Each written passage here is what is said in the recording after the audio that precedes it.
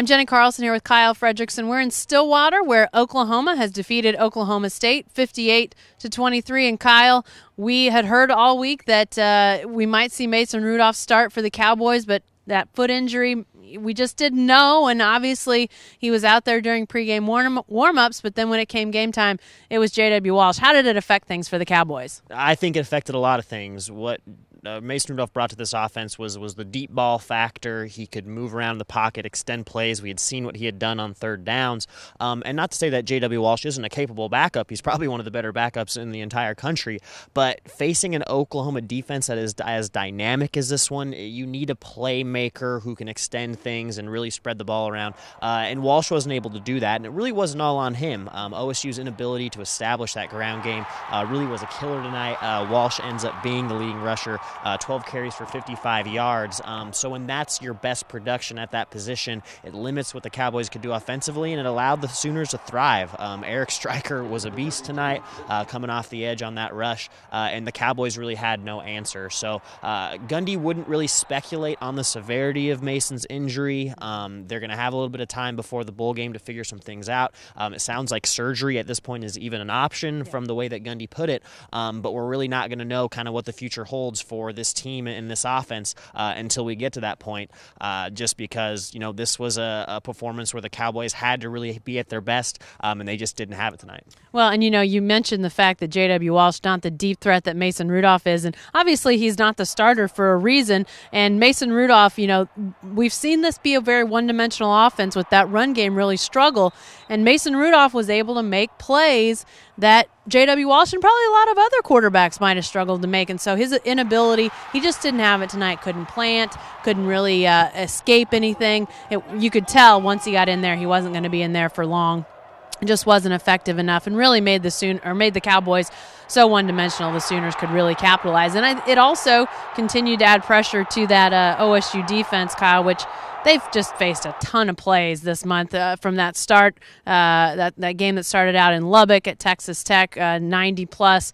They've had a couple 100-plus. I mean, it's been a really tough stretch for this defense. Well, ever since that TCU game, it just hasn't been the same unit. And you could talk about the number of reps and the young guys, but it just seems like as this team has faced some of these more high-powered offenses, they just haven't had answers. And tonight, it was P-Ryan, and it was Mixon, and it was big play after big play. Alex Ross gets the 90-yard kick return to set up a very easy one-play touchdown for Baker Mayfield.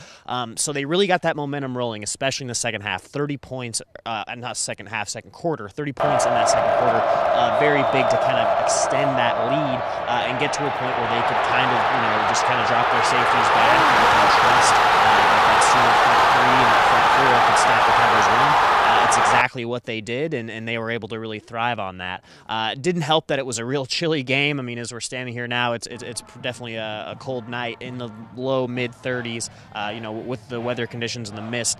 Just kind of added up to all those combinations where this team wasn't really able to thrive like maybe we saw them maybe just a month ago. Yeah, and we saw last week, that Baylor team came in here, which obviously is known for that high-powered passing offense. They go to their third-string guy and really gash the Cowboys on the ground. Again, we saw that with the Sooners' big backs, powerful guys that really kind of ran around and through that Cowboy defense. Just seemed like they really eventually ran out of gas, the toll of all of those snaps, and frankly some injuries that also played into it for the Cowboys really took a toll. Just wasn't quite enough in the tank to handle the Sooners. Let's hear what the Cowboy coaches and players had to say after the game.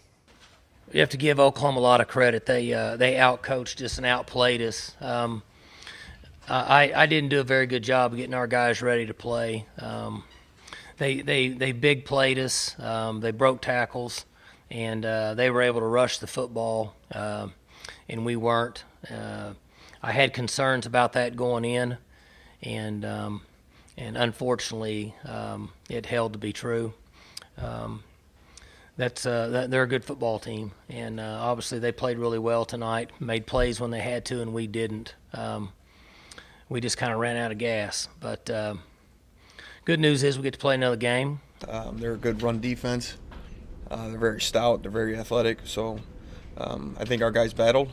Obviously, wasn't good enough. Came up on the short end, obviously, but our guys played tough, and we had some runs here and there that were decent. I thought we established a little bit of a run game there, and going against a tough defense, you got to be able to throw it and run it successfully, and then keep them off balance. Between the two running backs and Mayfield, good players. Now I'm disappointed. I mean, I would have hoped we would have tackled better, but it was evident that they're strong and they broke tackles. So had two major missed assignment busts that caused big plays, and then the majority of the rest of it was yards after contact, like we talked about. And credit them, they did a good job. They ran through us, and we just didn't tackle well enough. It's my biggest fear, and that's what happened. It's a tough loss. Nothing I could do to control it. We fought hard. Just didn't turn out the way we wanted to. You came out there with the seniors on senior day. Does that mean you're turning pro? No, I haven't made that decision yet.